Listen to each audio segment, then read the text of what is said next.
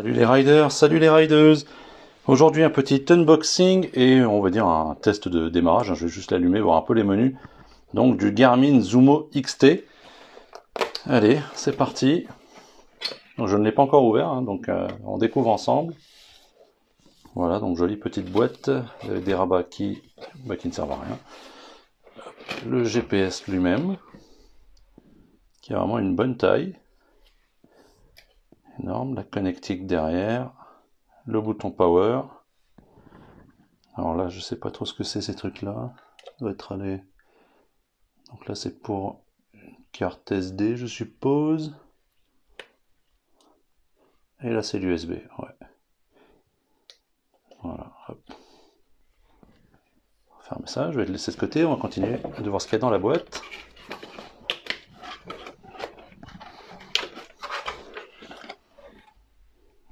Alors, nous avons la notice.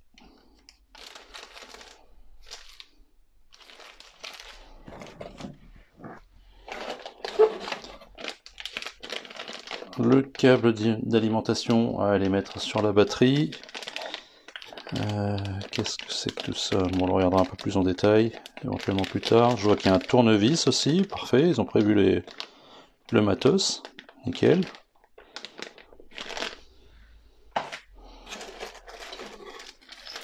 Oula, alors là c'est tout le set de fixation, avec des fixations type RAM. Donc le truc avec la boule qu'on met dedans.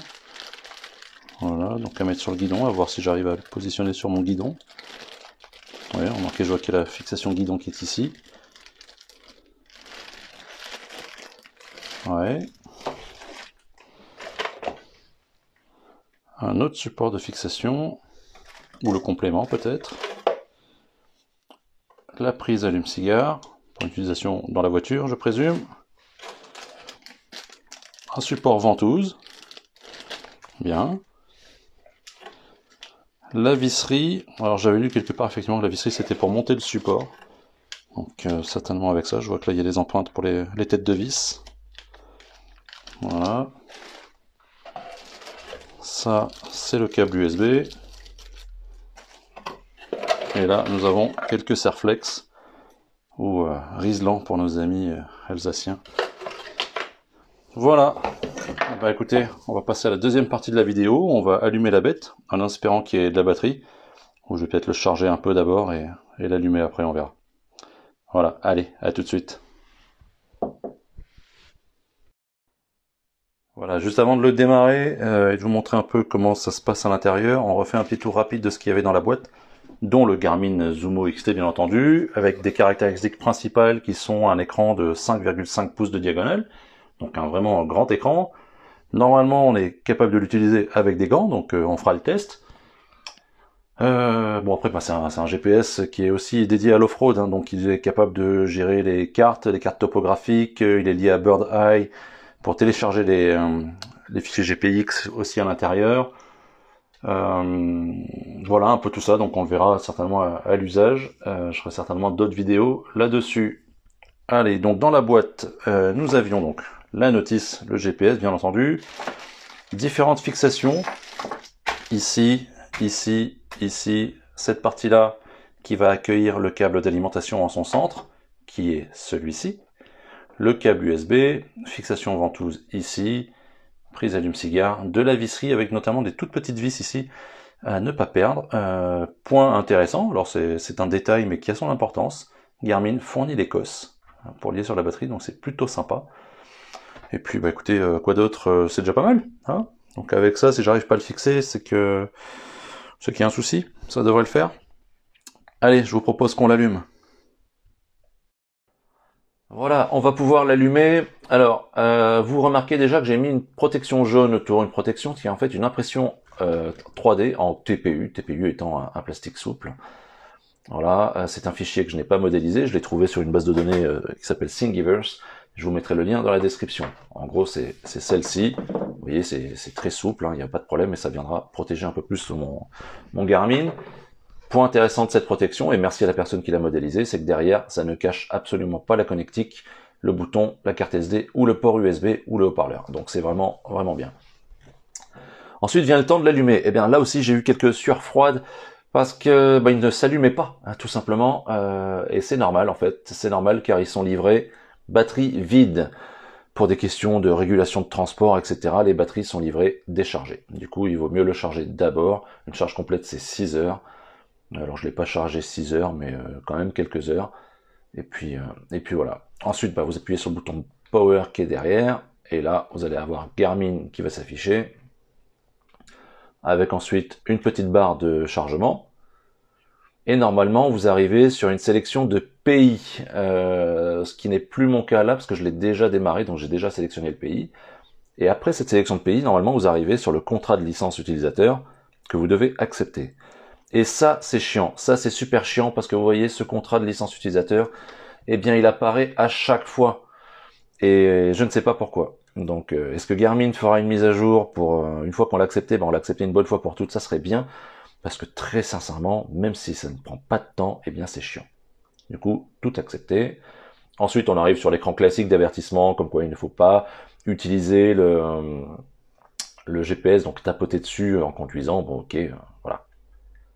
Et normalement, vu que moi je l'ai déjà démarré, ce n'est pas le cas, mais il vous propose de vous connecter en Bluetooth à votre téléphone, de vous connecter en Wi-Fi à votre box, tout ça pour faire ensuite des mises à jour qu'il vous propose aussi. Donc mise à jour que vous allez retrouver, si je reviendrai sur l'écran d'accueil après, mais si vous allez dans paramètres, ici vous avez mise à jour, donc il vous demande de vous connecter au Wi-Fi, donc moi je suis OK, il va rechercher mes Wi-Fi, voilà, mais bon bref, les mises à jour je les ai faites, logiciel, c'est une mise à jour qui prend quelques secondes, carte par contre, elle peut prendre, oui recherche à nouveau, c'est normal, elle peut prendre un moment, moi ça a pris 1 heure et demie, parce qu'il y avait quand même 6 ou 7 gigas de cartes à télécharger et à installer. Si je reviens donc au menu principal, vous avez sur la gauche où aller, donc là vous allez saisir soit une adresse, soit des points déjà prédéfinis, soit des trucs récents, soit des lieux liés à TripAdvisor, etc., etc. Bon, ça je vous laisserai l'explorer vous-même. D'ailleurs, vous avez aussi une fonction Explore.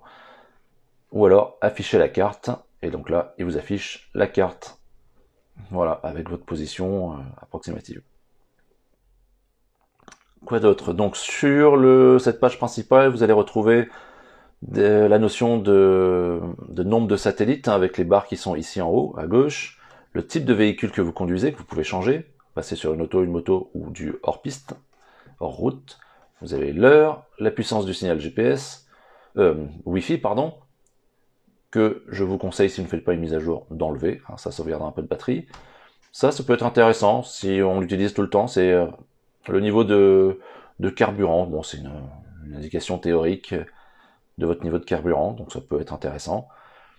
Là, j'ai mon niveau de batterie. Quoi d'autre? Ici, je vais avoir suivre, donc pour suivre un tracé existant, ou me suivre moi, en l'occurrence. Donc là, voilà, je démarre, puis il va enregistrer mon parcours. Et si je viens là, il vient chercher un des tracés déjà existants. Vu qu'il n'y en a pas encore, je ne peux pas le suivre. Voilà. Musique, si je veux mettre de la musique. Les différentes applis. Alors il y en a une que je trouve personnellement très sympa à l'intérieur, pour l'avoir utilisée dans le passé, c'est Bird Eye. Donc là, vous allez pouvoir télécharger la carte Bird Eye, donc très détaillée, d'un lieu précis, de l'enregistrer, soit sur le Garmin, soit sur la carte SD que vous aurez mis dedans. Bon voilà, là pareil, hein, il y a tout un tas de choses diverses et variées. Certaines qui font appel à des options, comme la caméra sans fil par exemple. Quoi d'autre? Volume, bon, réglage du volume. Puis dans les paramètres, on va retrouver donc les mises à jour, carte et véhicule, choisir l'icône du véhicule que vous souhaitez, la carte routière, quel type de détail vous voulez, normal, très détaillé, moins détaillé, le thème de la carte, les calques, etc., etc., etc. Enfin, ça fonctionne comme un GPS. La luminosité, les trafics, les unités de mesure, donc les kilomètres, les mètres, l'heure, le clavier, etc., etc. Voilà, tout un tas de choses. Voilà, écoutez, c'était une présentation très rapide. Personnellement, j'aime bien. Le seul truc qui m'embête, c'est cette histoire de contrat de licence où il faut que je fasse tout accepter à chaque fois au départ. C'est un peu chiant, mais à part ça, franchement, c'est pas mal. Si vous êtes là, vous appuyez juste une petite fois sur le bouton, ça le met en veille, il n'est pas éteint. Si je rallume, En appuyant de nouveau une fois, il me met juste l'avertissement, et OK. Si je reste appuyé, il me propose d'éteindre l'appareil, oui ou non, annuler ou éteindre, éteindre. Et voilà, c'est réglé. Je vous dis à bientôt, et surtout, ride safe.